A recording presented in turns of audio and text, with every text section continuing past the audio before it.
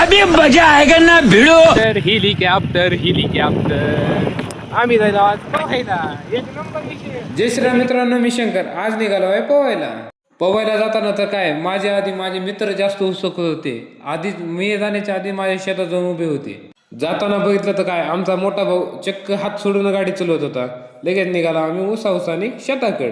लगेच आमच्या वैशम भाऊन लगेच मुटका टाकला. एक नंबर व खपावा धाम उद्या उद्या लगेच चालू केला पोहायला. पोहणं झाले की लगेच चाली शिवना पाणी खेळायला चालू आमची लगेच. त्याच्यात आला उदयभाऊ राज आला की लगेच त्यानं केलं शिवायच्याला. आणि त्यानं काय 1 घंटा तर नुसतं शिवायच घातलं सगळ्याला.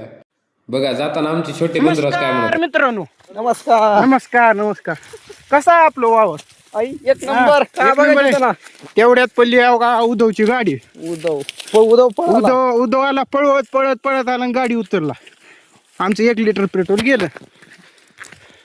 अबे काळा आहे दिसायला आपण. पण तू तर काळाच आहेस पण मी गोरा आहो. नाही सांग दिसायला.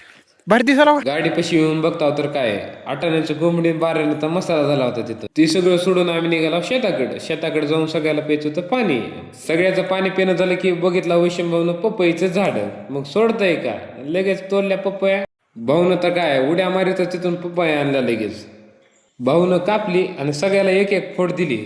लास्टला तर काय त्यालाच राहील नाही म्हणून त्याला कच्चीच डायरेक्ट खायला चालू केली. पपई खाणं झालं की तिथून आला लगेच मवाळ झाडायला चालू केली. आधी केला धूर म्हणजे कसं माशा फिशा चावणे हो.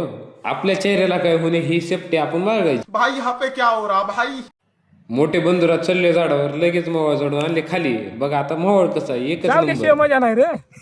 तू बघ ती खाली गौरी पडली होती. तुला ती बघ म्हणत होती वरची गौरी डवसालाच. इथं गोट्याला चावली तर माझ्या भावाला. मवाळ घेऊन जाताना बघा फोटोच्या टायमात तिथून निघाला आपल्या बैठकीच्या जागेवर. म्हणजे कसं तिथं बसले की सगळी सोय हवं. तिथं बसून लगेच चालू केला खायला लगेच. तिथं तर काय सगळेच खुश होते. लय दिवसानं अशी पार्टी जमली होती. तिथून निघाला घरी. आपल्याला लगेच तिथं टाकायची ते लाईटिंग. तर भेटूया आपल्या पुढच्या ब्लॉगमध्ये.